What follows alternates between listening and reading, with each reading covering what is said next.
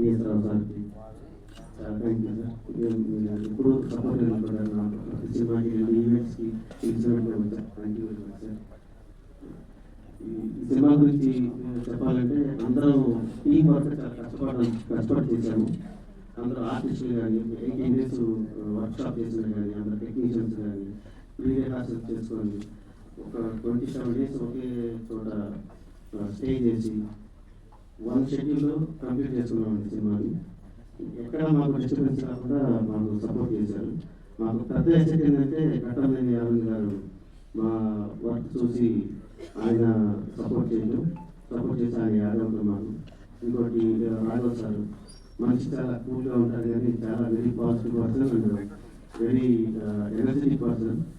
And Rambabu గారు వీళ్ళు ముగ్గురు నాకు చాలా సపోర్ట్ ఇచ్చారండి. అనుకున్నది తీయడానికి వీళ్ళందరూ అనుకున్నట్టు తీశారని చెప్పడానికి చెప్తున్నారంటే వాళ్ళు ముగ్గురే కారణం. ప్రతి చాలా సపోర్ట్ నిలబడ్డారు.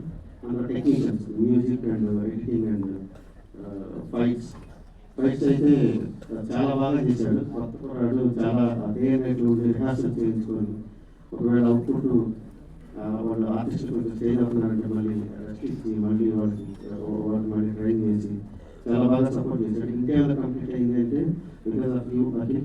Thank you so much. And Premraj sir, నేను ఏది చేసినా నా పర్సనల్ లైఫ్లో కానీ సినిమా లైఫ్లో కానీ నా ఫస్ట్ గుర్తొచ్చే వ్యక్తి ప్రేమరాజ్ సార్.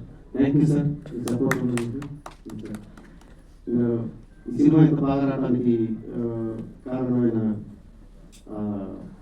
యాంటాగనిస్ట్ రణధీర్, ఈ ఎప్పటికి మర్చిపోలేమైంది, చాలా బాగా చేశాము. అండ్ నరేష్ నాకు ఫస్ట్ నుంచి తెలుసు, నాకు సొంత బ్రదర్ లాగా.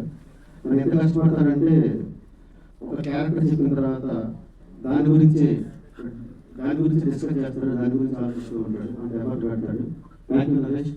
అండ్ శాండీ, యాక్చువల్గా ఈ సినిమాలో అందరికంటే హోప్స్ పెట్టుకుంది పద్మ అనే క్యారెక్టర్ మీద యాక్టివ్ రోల్. అండ్ అమ్మాయి కష్టపడిన తీరు చూస్తే అమ్మాయికి మంచి భవిష్యత్తు ఉంది. Thank you Sandy for your support. ఈ సినిమా త్వరలో రిలీజ్ ముందుకు వెళ్తున్నాము.